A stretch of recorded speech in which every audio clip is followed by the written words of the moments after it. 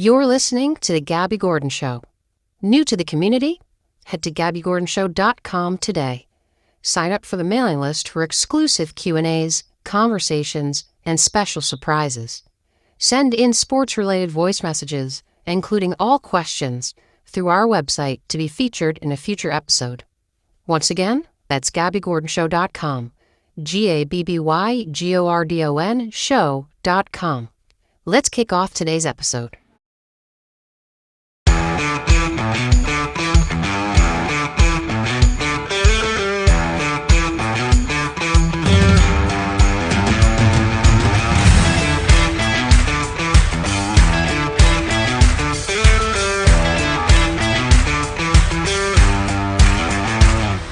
What is going on, sports fans? You're listening to The Gabby Gordon Show. My name is Gabby Gordon, welcoming you in on this beautiful Tuesday, January 9th, 2024. We have a new college football national champion. The Michigan Wolverines take down the Washington Huskies to win the national championship. What a game we had last night. Not only that, we've got new firings around the NFL, new rumors around the NFL. We've got Aaron Rodgers snaps back at Jimmy Kimmel on the Pat McAfee show. We'll get to that in just a bit. We are closer and closer to Super Wildcard Weekend. It is rainy outside. It is disgusting weather, but nonetheless, we have a bright future of sports ahead for us, especially today.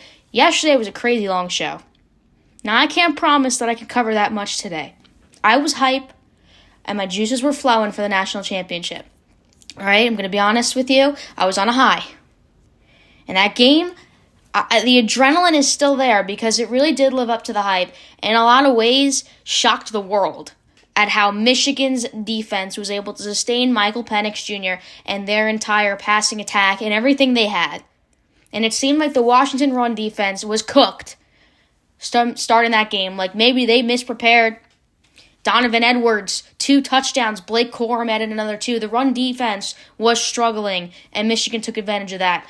Big reason as to why they propelled to the victory. We'll get into the details of the victory, but let me tell you, it was an electric game. My adrenaline's rushing, and it's really just a great day for sports. Also today in the show, we get to Mike Vrabel. He's been fired by the Tennessee Titans. Again, Aaron Rodgers. We've got Detroit Lions. Former quarterback Matt Stafford returns to Detroit in just a few days. We'll cover that story as well. And we've got so much more to talk about in the league. Some big NBA injuries if we have time for it. And some MLB rumors as well. It's all happening on The Gabby Gordon Show, where every day is a great day to talk some sports, and we're starting right now.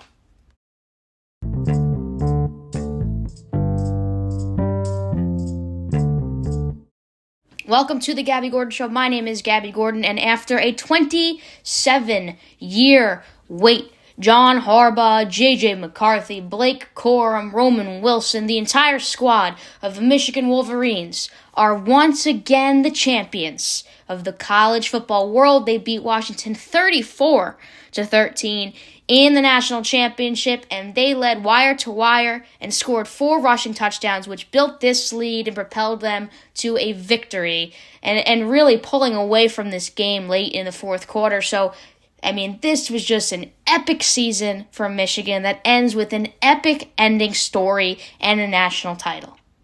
Before I go any further with talking about Michigan, before I go any further with congratulating the Michigan Wolverines, because they truly do deserve all the praise, I first want to give a ton of praise to Michael Penix Jr. and the Washington Huskies, who just battled at drive after drive, beaten down.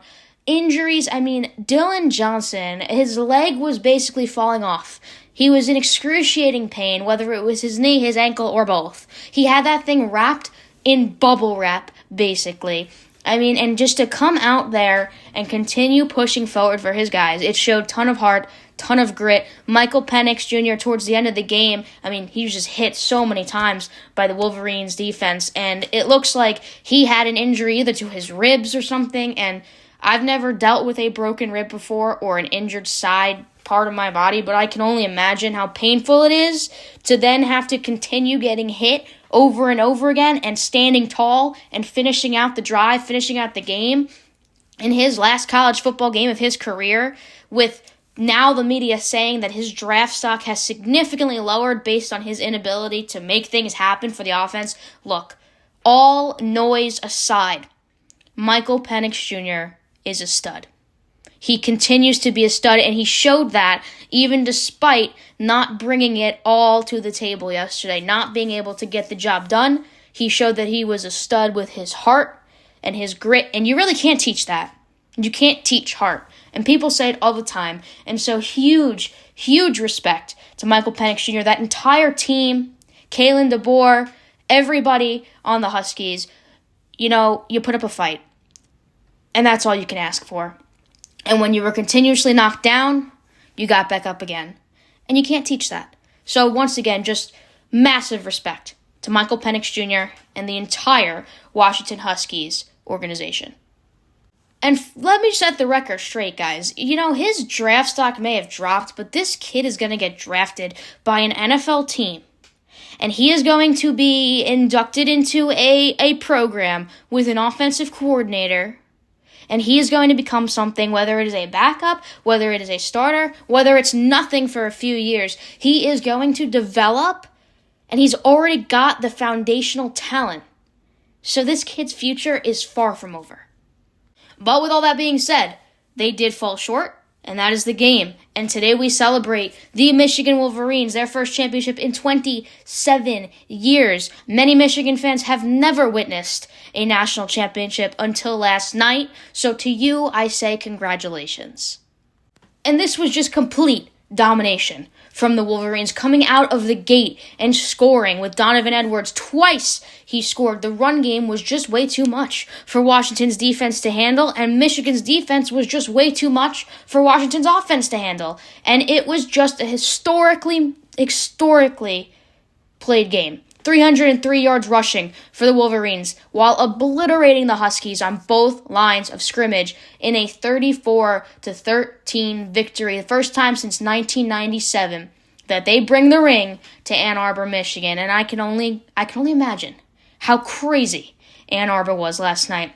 Blake Corum led the way for the Maize and Blue with 134 yards rushing and 2 touchdowns on 21 touches, but the story of the night had to be Donovan Edwards. He put the momentum in Michigan's hands. He had barely contributed all season.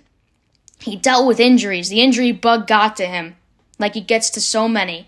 And he just broke loose when the moment mattered. A lot of people fail under the pressure. All the pressure was on Donovan Edwards. Blake Corum's been the story. And it was his moment to shine, and he took it and he literally ran with it. Like literally ran with the moment.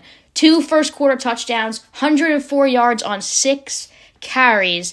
Michigan's 303 yards rushing were not only more than Washington's total yardage in the entire game. They only had 301 yards.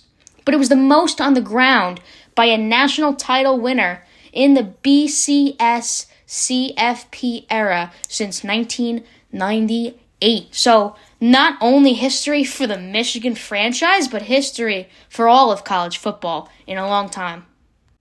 And how can you not feel good for head coach Jim Harbaugh? There's been a lot of speculation about what he's going to do in the future now. Is he going to cap off his career as Michigan Wolverines head coach? We know that if he wants to stay, he'll get a contract for however long he wants, especially after last night. But even before last night, he is so respected in that franchise, on that campus, in that organization, that he could work there as head coach for as long as he lives, and people would be happy about it. But now it's the decision where he is going to go next. There is a lot of head coach openings in the NFL. You've got the Chargers, now you have the Titans, you've got the Falcons, you've got the Commanders, you've got teams that probably could improve at head coach position, and Jim Harbaugh now has the decision to make. Of course, he's going to bask in this glory for a little bit. I don't think we're going to hear about his future for some time, probably not even until after the playoffs, from what I would assume. But there's been a lot of questions. And last night, everything just kind of went quiet for Harbaugh as he hoisted the CFP trophy It was really, truly a feather in the cap of the ultimate Michigan man. He calls himself the Michigan man. He's carried on many, many tenets injected into the program by his former coach. And he struggled to beat Ohio State across his first 6 seasons, and now he doesn't struggle to beat anyone. It was Michigan versus everybody. Everyone was betting against Michigan. In fact, it was actually quite odd to me that I believe ESPN showed the percentages of who was the favorite in this game. And Michigan was like 75% favorites. And I turned to my dad during the game and he goes, "Oh, I don't like that. I don't like that at all." Because, that just brings the bad juju. When everybody's pulling for a certain team in the numbers and analytics department, it's like usually doesn't go that way. And the bad juju, I don't know. I don't know if you believe in that or not, but I do. And it was a little bit scary for some Michigan fans, I think, to see that their team had a 75% chance of winning that game. It was like, it doesn't even make any sense. Both of these teams are equally talented. This could have gone either way. If Michigan didn't develop the run like they did, we could have seen a very, very different outcome of this game. Maybe they still would have won, but it probably would have been closer. In fact, no doubt it would have been a closer game. And they really just took it and ran with it. But as I said, Jim Harbaugh has had struggles in the past. He had a rough season of allegations and improper sign-stealing allegations. He didn't even get to coach one of the games, and his guys backed him the entire time. This was really a moment for Michigan against the world, and now I think the world is celebrating Michigan, and you just feel good for them because he knew he was innocent. The guys knew they were innocent, and innocence won the game. And that's no disrespect to Washington whatsoever. I just think that there was more motivation for Michigan coming into this game amid what they have done and dealt with this season and the past seasons, and people always betting against them. It was Michigan against everybody, and Michigan beat everybody. And I know there's t-shirts being made that say that now too. So Michigan beat everybody, and they are national champions. I seriously, though, for me, watched this game unbiased. My family are Michigan Wolverines fans for whatever reason. We have no history with Michigan. I have no clue how that fan following even started, but it's been since I was alive. And I of course, was pulling for Michigan just because it's a family thing, but watching Michael Penix come off the field after that loss, he's got his head down, he's got a towel over his head covering, he's literally clutching his right side. He looked like he was in so much pain, couldn't stand up straight, basically limping back to the locker room. You see head coach Kalen DeBoer, who kind of gave him a pat on the back, kind of like hey, we're going to get this, we're going to bounce back, it's okay. This was my last run with you, but I know you're going to do great things type thing. And you just see the emotions throughout the players in the locker room. They were showing Michigan's celebration on the stage and the big trophy hoist and the speeches and the presentation of the national championship trophy. And you just see these guys from Washington literally just sitting there with towels over their heads, just watching. Now, we know stories of comebacks, and we know J.J. McCarthy was that comeback story. And that loss last season, when it mattered most, he said, "We'll be back again." And he sat there, and he watched. He watched the celebration. So for a lot of these guys, this is not the end. This is just the beginning. But watching Penix in his last college football game of his career before he enters the draft, before he hopefully gets drafted by an NFL team, he just got killed left and right, and I felt bad for him. I really did. But he showed heart, and again, you can't teach that, and for the Huskies, it's going to be a very different type of team next year. A lot of these guys will not be there anymore.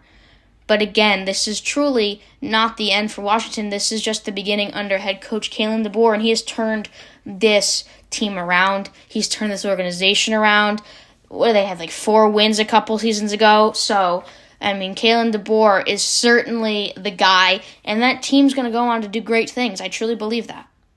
I'm just looking at the stats to show you how incredible their turnaround has been.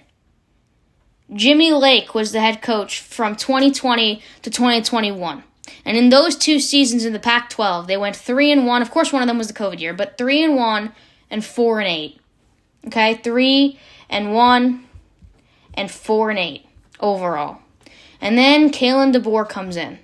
Different talent, different team. But a lot of these guys who played in this game last night have been there since their downfall.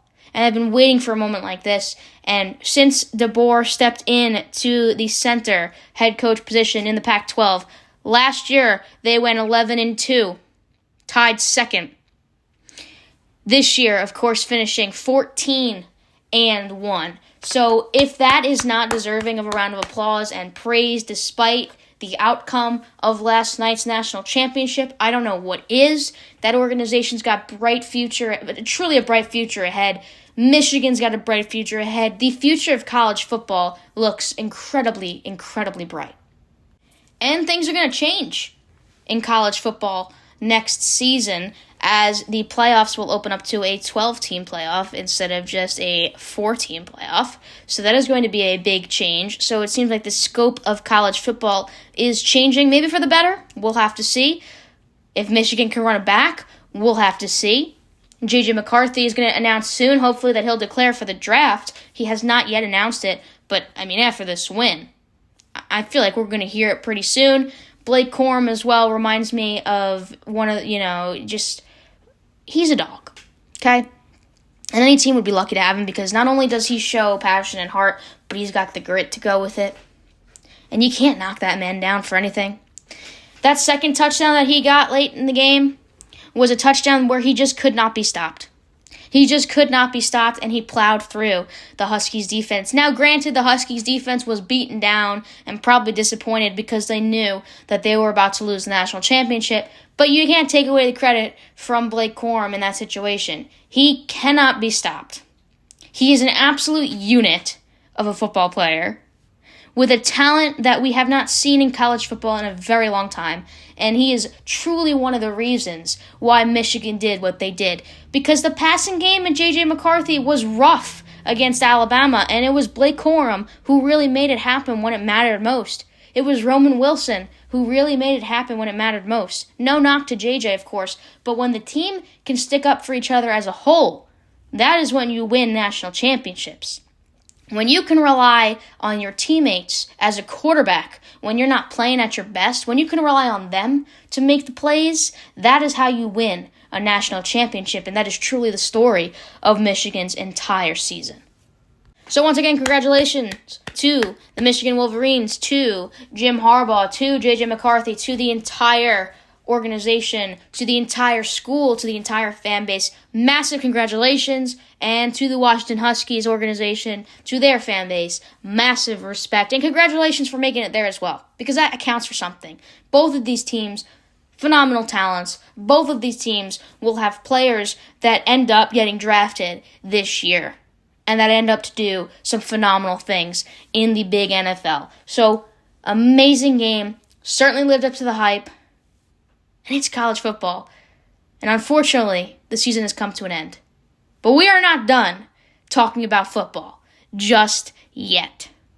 After the break, we've got tons of NFL news coming in left and right. Yesterday, in fact, right after the show ended, we got news about the Giants' defensive coordinator. We've got news this morning about Titans head coach, or former head coach now, Mike Vrabel. And we still have information coming out with Bill Belichick, who met with Robert Kraft earlier today. No decision made. They plan to meet again. All that and more on The Gabby Gordon Show right after the break.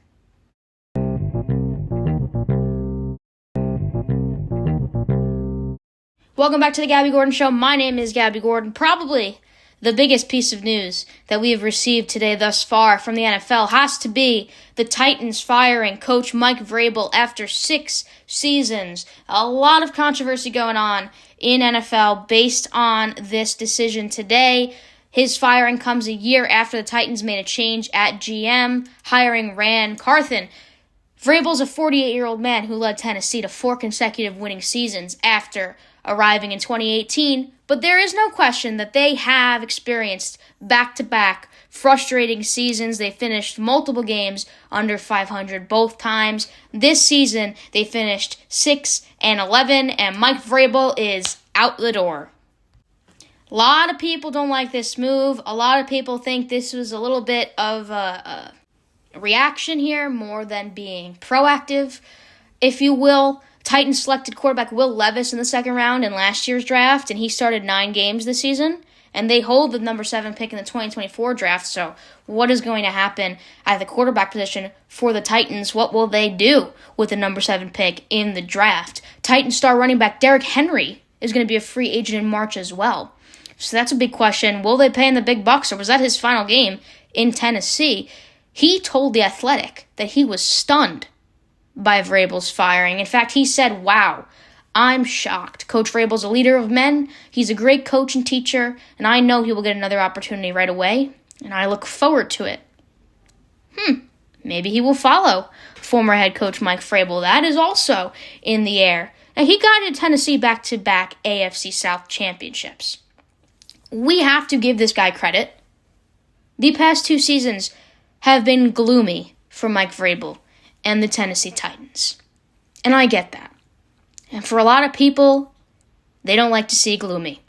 They can't deal with gloomy. They can't trust the process to come through the gloominess. Do I think Mike Vrabel could have turned things around in a season or 2?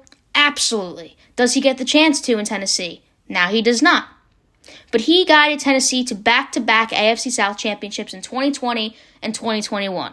And the Titans earned the number 1 seed in the AFC in 2021. That's the same year Mike Vrabel was named NFL Coach of the Year. So, ladies and gentlemen, Mike Vrabel is far from a bad head coach. And we see a lot of the firings that have happened, especially yesterday, which is noted as the NFL's Black Monday because it is usually the day after the regular season ends, where a lot of these coaches who are just terrible and who have had a terrible season basically get told, don't let the door hit you on the way out, you know? But Mike Vrabel is not one of those guys. He finished his Titans tenure with a 54-45 record, so that's a winning record. He was 2-3 in the postseason, including 2019, when he led Tennessee to the AFC Championship game, but he's probably, if you ask me, the best coach that's been fired so far. In fact, I think without a doubt, the best coach that's been fired so far, he could get a job as early as next Tuesday. That's how good he is, where he is far from the problem in Tennessee. I think they kind of just dug up the roots and are just doing everything over again because of how terrible the last 2 seasons have been for them. They went from a playoff contending team to a team that has had a losing record in the last 2 seasons to a team that has been rough to watch and rough to see their progression throughout this season, especially. Vrabel didn't look happy. The players didn't look happy. But you know what? Last game of the year, when it mattered most, even though they played for nothing, Tennessee won. And that brought some great energy into the locker room. The smiles on the players' faces, on Will Levis's face, on Ryan Tannehill's face when they won that game, it was like they didn't take their foot off the gas, and that was respectable. That truly was a respectable performance from Tennessee. So to see Vrabel get fired, it's kind of like, I think this was more of a reaction rather than being a proactive general manager, and I don't think this is the greatest decision for Tennessee because it's not a lot of guys out there that have the mind of Mike Vrabel, and Vrabel is a great head coach. He really is. And for Derrick Henry to even say those things, Derrick Henry is a stud. He's got maybe the meanest stiff arm in the entire NFL. One stiff arm and you're down. He could probably kill me with that stiff arm. He's got talent, and if he can back it up, he can talk. And he can talk. And for him to say these things about Mike Vrabel as well, and him being a free agent in March, it's like maybe he'll follow his former head coach. Also, some pretty big news that we found out. In fact, I was wrong in the beginning of the show. Belichick and Robert Kraft did not meet earlier today. They met yesterday. They had an initial discussion yesterday. It just got clouded by the college football national championship. And probably planned because of that. Because you know Bill Belichick is a private guy. They reportedly met the day after their season-ending loss to the Jets. And they did not make any decisions. And this kind of changes my viewpoint on the whole Bill Belichick situation, and I'll tell you why. But the expectation thus far has been either they were going to let him go, they were going to part ways, or he was going to retire. there did not seem like a possibility where he would remain in New England. And so after their initial discussion yesterday, according to a report from Jeff Ho of The Athletic, it seems as such that they have not made a decision, and Kraft is not expected to reach a decision just yet. Now, in his end-of-season video conference with reporters yesterday morning, Belichick said he does remain under contract with the Patriots, and he plans to proceed as he typically would. He also said he would be open to relinquishing personnel control if he and Kraft, quote, decide collectively that that's the best thing to help the football team. So that's pretty interesting. Now, it is interesting to note that Kraft has not given any public comments on his head coach's future, and it is quite unclear whether his and Belichick's plans are going to be anything. Will they have plans to rebuild the Patriots, or will this be the parting of Robert Kraft and Bill Belichick and a new Patriots head coach and really a new Patriots future? That has yet to be determined. But this really changes my viewpoint on things, and I will tell you why. If they didn't come up with a decision based on their first meeting, it tells me that he has no intentions. If you're going to hear the airplane behind me, of course, thanks for that. It tells me that Robert Kraft probably has no intentions of firing Belichick, and he's under contract. And based on what Belichick said in his end-of-season video conference yesterday morning, saying that he's going to proceed as he typically would because he's under contract, it also tells me that he is not planning on leaving, that he is now planning on resigning. So based on that information, maybe the only change we see from Belichick's career right now is that he takes a lower-level role. Or maybe I'm completely wrong, and this is just a little dupe in the media so people don't talk about it as much, and he's ready to drop ship and head to LA with the Chargers or the Titans. There's a lot of opportunities out there for Belichick. I could never personally see him coaching anyone other than the New England Patriots. It's just like history. And especially if you're an NFL fan who hasn't been alive that long, it's like the only history of the Patriots that I know. The guy won 6 Super Bowls. He ran a dynasty. You mean to tell me he cannot turn around the New England Patriots and what they have right now? It would be a complete rebuild season next season. There would be no expectations of them winning any important games next season. But a rebuild can change a hell of a lot. And we've seen it with the Texans, who are now in the NFL playoffs. We've seen it with the Packers, who didn't truly have a rebuild season. We thought this was going to be the rebuild season, but they honestly exceeded most expectations, who are now in the NFL playoffs. We saw the Pittsburgh Steelers, who I don't know if you classify that as a true rebuild, but have propelled their way into the NFL playoffs after truly not looking like an NFL team and like a playoff team. It is like, you mean to tell me that those two can't get it done? They absolutely can. And maybe that just means Belichick takes on a little bit more of a different role going forward, which maybe wouldn't be the worst thing for him, because right now he does look miserable. And he looked miserable against the Jets. He looked miserable in most of their games this season, watching Mac Jones make the mistakes he made and watching Bailey Zappi as their starting quarterback. Nothing against Mac Jones or Bailey Zappi, just stating the facts. Belichick looked miserable. Now, granted, he always looks miserable, and the guy rarely cracks a smile, but he looked really miserable. Real miserable against their season-ending game loss to the New York Jets. It looked like they kind of just laid in the snow and let the snow bury them. That's really what it looked like to me as an NFL fan watching that game. So, based on this information, if you were to ask me, I don't think he's going anywhere.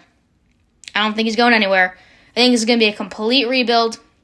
This is going to be a complete blow-up of that team and that roster. We're going to see a very different Patriots culture next season, and a lot is going to change. But to me, I don't think Belichick's going anywhere. And if he does, you'll hear it on the show first thing we find out.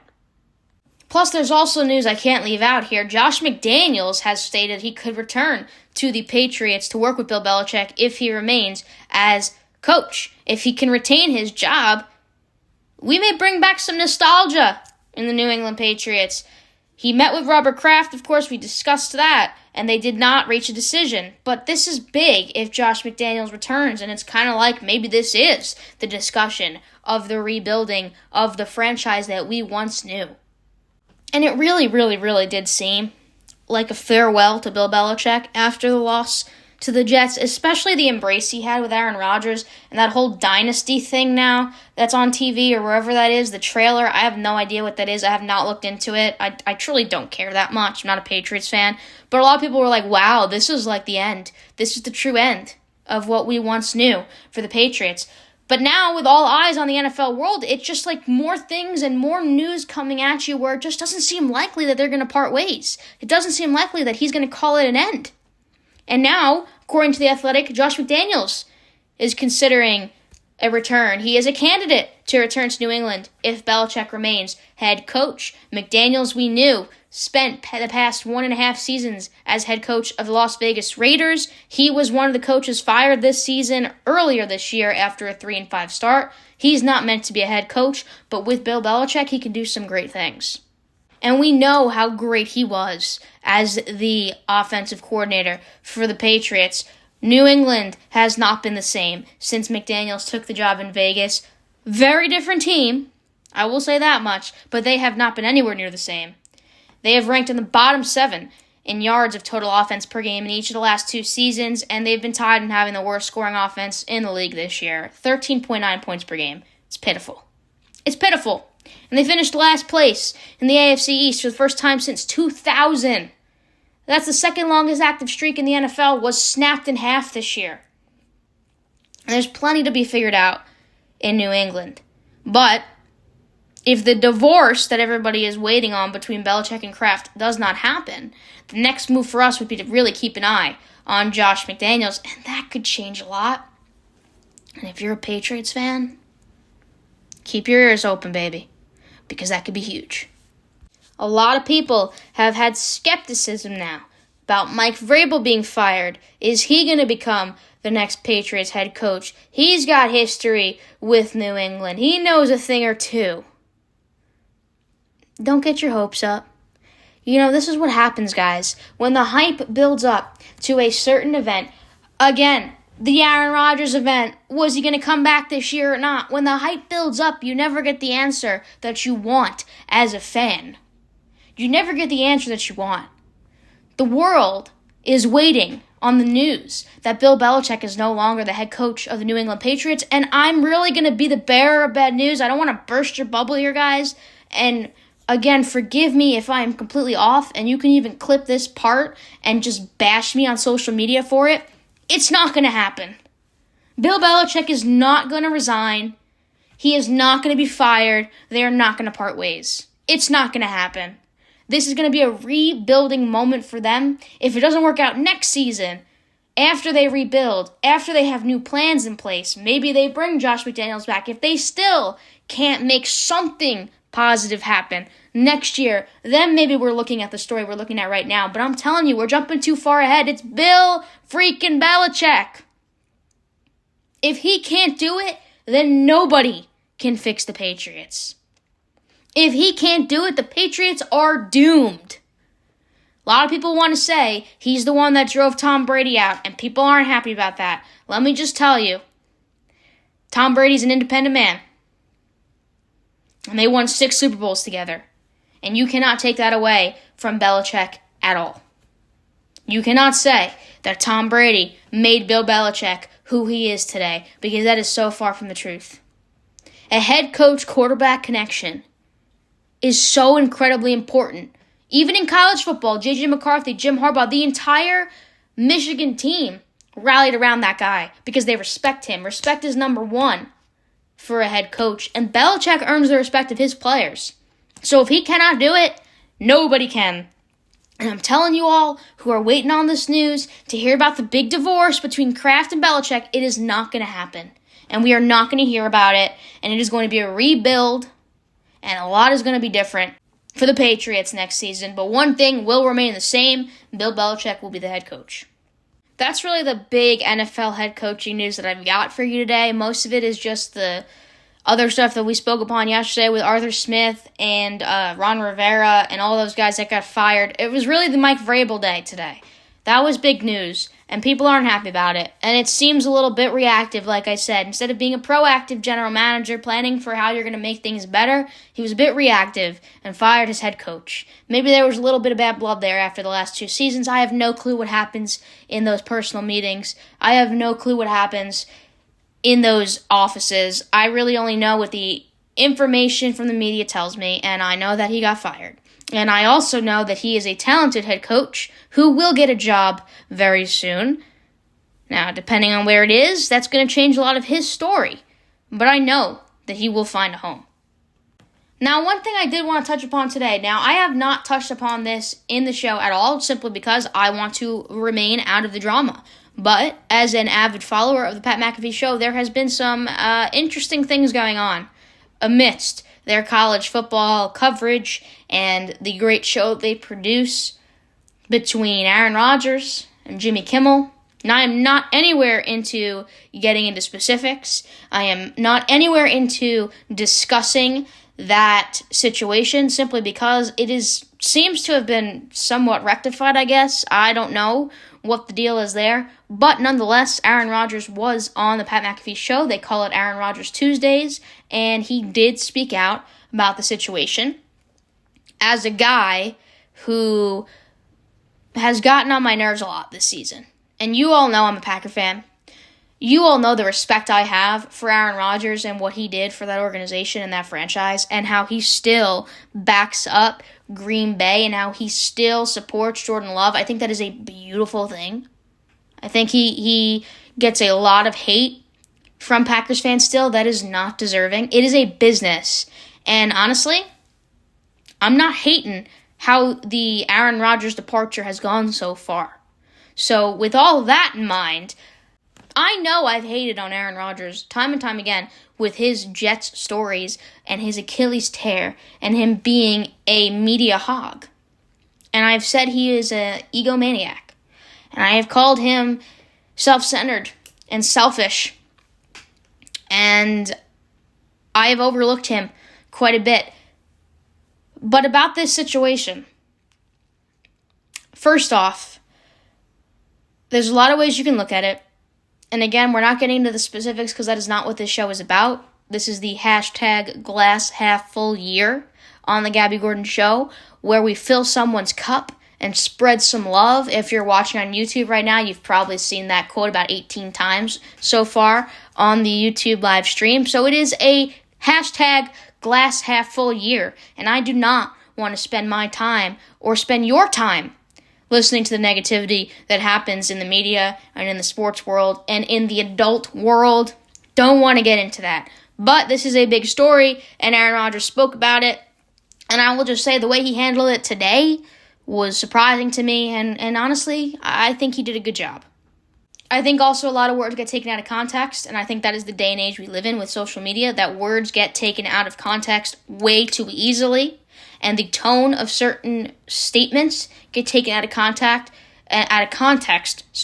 way too easily and get brought into a light into which they are not and get drawn out of proportion into something larger than it truly is and causes issues for a lot of people. We've seen a downfall of many careers because of social media. And I think it is the worst thing that has happened to sports is social media and the media and how they try and build things up to its biggest potential to make something else look bad just so they can get clicks. I think it is the worst thing that has happened to social media. I haven't been around that long. I've grown up in social media. It has been a thing since I was born. A lot of you listening probably grew up without the social media. So your lives have been drastically different, and I think that you could probably vouch that life was a lot better when you didn't look on the news every single day and see some massive story blown up so that it gets clicks. It is honestly so terrible in my mind that people's words just get thrown out of context so that they can make money off of the article that is written, or they can make money off of the video that is posted. And I truly believe that happened in the situation. Do I believe that what Rodgers said was okay? Absolutely not. Should have never been brought up in context regardless. The situation was created through Aaron Rodgers' dumb comments, and I will be the first to tell you that. But the situation was blown out of proportion into something way bigger, something that could have caused a lot of problems for both parties and could have caused a lot of problems for the entire Pat McAfee show. They're on ESPN now, so they have to be careful with what he says on there. They can get booted right in an instance. Do they need ESPN? Probably not. But it could have caused a lot more problems than it did, and it could have caused a lot more controversy, and on Jimmy Kimmel's side, he had every right to be upset. And so I'm just going to say, I'm not going to tell you about the story. You want to look it up yourself, that's fine. But I think the media has really caused issues in this entire situation. Nonetheless, Aaron Rodgers was on the Pat McAfee show earlier today, and this is what he had to say. Comedian, go for it. Not offended, but that was an L. Fast forward to, again, unprompted. We're talking on our show, as we do, about a lot of different topics. Somehow the Epstein client list comes up.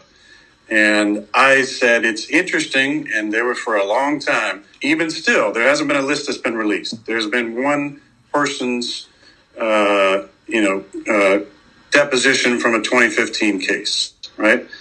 But we said there's an excitement to expose corruption. And what I joked about the other day about popping a bottle, there's excitement about when the corruption anywhere gets exposed and people who are accused of these heinous crimes get exposed. That will be nice that we can get this all out in the open. That's not there. So I made this comment on the show whenever that was last year, right, I believe. And then unprompted, he comes out and says that I'm an overly concussed wacko. In my opinion, it seemed like because I believe that there was a list and that there were names on that, right? So, then we fast forward to this last week, right? And I said that a lot of people, and I'm quoting myself here, a lot of people, including Jimmy Kimmel, are really hoping that doesn't come out. End quote. That's what I said. That's the entire quote. Okay? I was referring to the fact that if there is a list, which again, this hasn't come out yet, this was just a deposition, right? And there are names on it, then that would be the second time that a soft brain junior college student, wacko, anti-vax, anti-Semite, purveyor, spreader of misinformation, conspiracy theorist, MAGA, whatever other things have been said by him and other people in the media would be right twice. Wow. Aaron Rodgers doesn't hold back. Listen, if he wants to stick up for himself, I guess that's the only way he truly could have done it. And if you do look back at the last week's Tuesday show where all of this crap went down, where Rodgers initially made the comment about the Epstein list, which I am not getting into. That is a political thing, and that is not what we are here for. We're here to talk about sports. But that is the comment. And I think the media blew it out of proportion, and Rodgers did not hold back today. So I don't know if we're going to see another response from Jimmy Kimmel or what the heck the deal is going to be with that. But if you want the information on that, just watch the Pat McAfee show. It's just, I wanted to include it today because I was eager to see what Rodgers was going to say and if he was going to make more of a fool out of himself on his response on today's show. And to be honest, did he go into detail? Was it a little bit of a reach of information? Yeah, he's not right about everything, nearly at all, ever. And he does love the media, and he is married to the media. But he has every right to stick up for himself, and he has every right to clear the air. And whether or not that cleared the air, I guess we're going to find out throughout this week. But that was Aaron Rodgers on the Pat McAfee show earlier today. And again, I want to preface this. This is not at all a political show. And Aaron Rodgers loves to get involved with that stuff. So we're going to just leave him to the side to do his own thing for the rest of the situation. But I did want to include that quote and that soundbite from the Pat McAfee show today. I thought it was interesting. Thought there was a lot of information in there, and I thought that people would be interested to hear it. So there you go. That's that situation over. We're moving on. You're listening to The Gabby Gordon Show. After the break, Matt Stafford returns to Detroit, a battle for the ages in the playoffs on NFL Wildcard Weekend. More after this.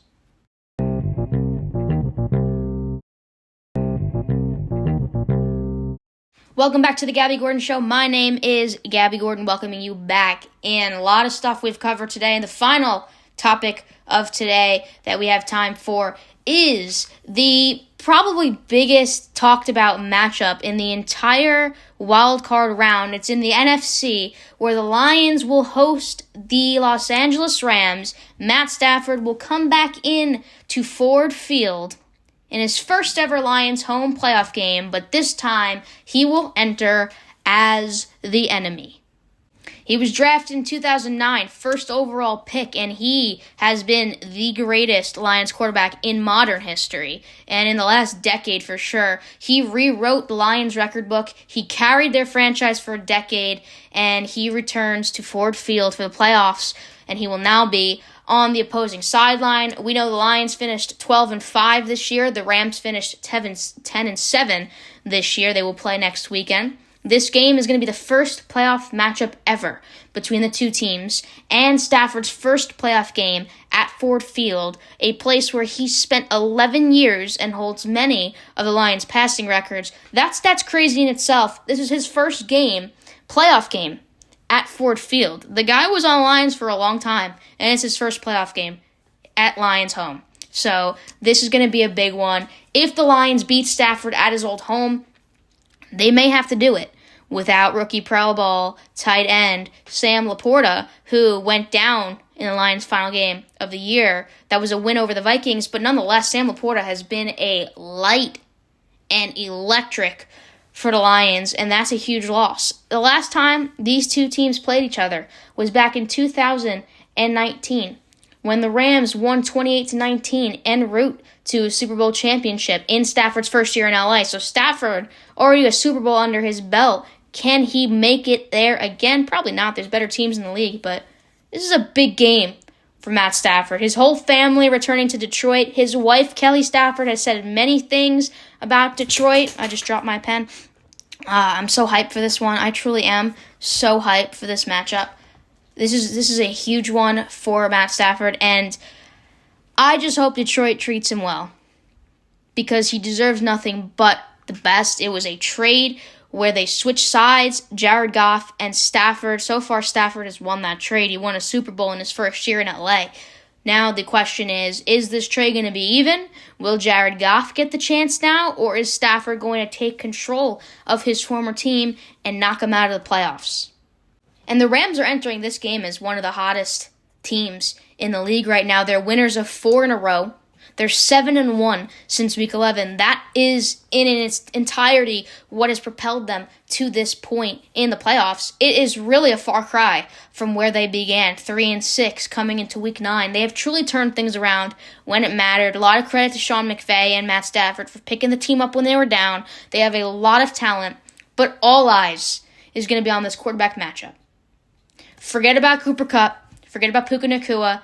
Forget about Sam Laporta being injured and Jahmyr Gibbs and his talent and all the talent on both sides. It is truly a talented matchup, but that is not what the eyes are going to be on coming in to this weekend. The eyes are going to be on the quarterbacks. It was March 18th, 2021, when the Lions traded Matt Stafford to the Rams in a blockbuster package for Jared Goff, a 2021 third-round pick, and 2 first-round picks in 2022 and 2023. Goff was the Rams' first overall pick in the 2016 NFL Draft and led the franchise to a Super Bowl. They lost to the Patriots, as we know. This season, Goff is averaging 265 yards passing a game, while Stafford is at 264 passing yards. It is a close matchup. It is an exciting matchup, and it's going to be an electric matchup at Ford Field. These are 2 very different franchises that are in 2 very different places, and Stafford and Goff are in 2 very different positions within their respective careers at this point. This has been truly a different season for both teams. The Lions over here have a young, exciting roster, just basically coming out of a rebuild under head coach Dan Campbell, who, they've just turned things around so quickly, and it's been an amazing turnaround for the Detroit Lions under head coach Dan Campbell. Different from the Rams, who have been relevant with a mix of young and old players. They really haven't gone through the rebuild process. They won a Super Bowl a couple years back under Matt Stafford. So for the Rams and Matt Stafford, they're really in a different position than what Jared Goff and the Detroit Lions have been experiencing. Two very different teams, two very different ways they play, and two very different head coaching styles.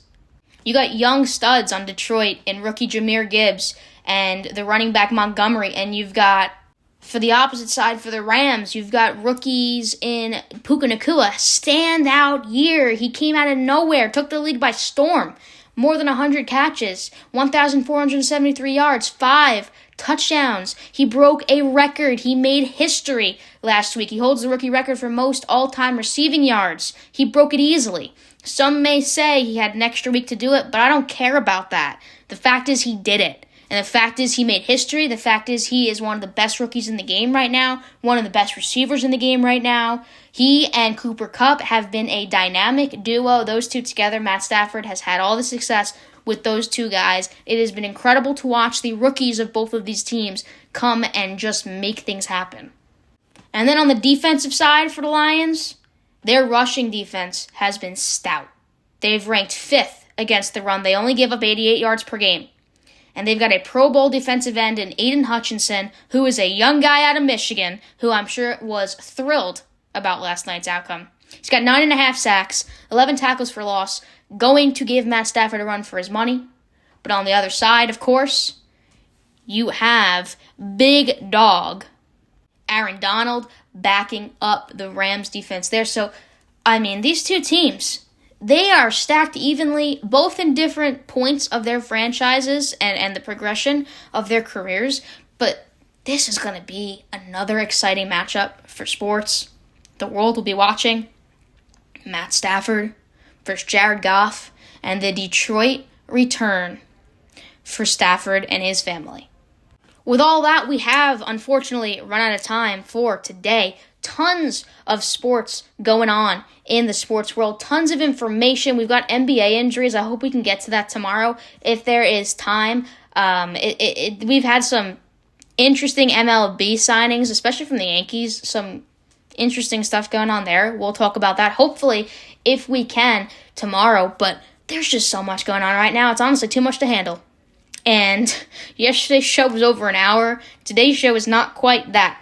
But we've still got so much to look forward to and so much to talk about because every single day is an incredible day to talk sports. Thank you so much for joining me on this wonderful Tuesday, January 9th, 2024. I will see you tomorrow, same time, same place, same everything. You've been listening to The Gabby Gordon Show. My name is Gabby Gordon, and I will catch you next time.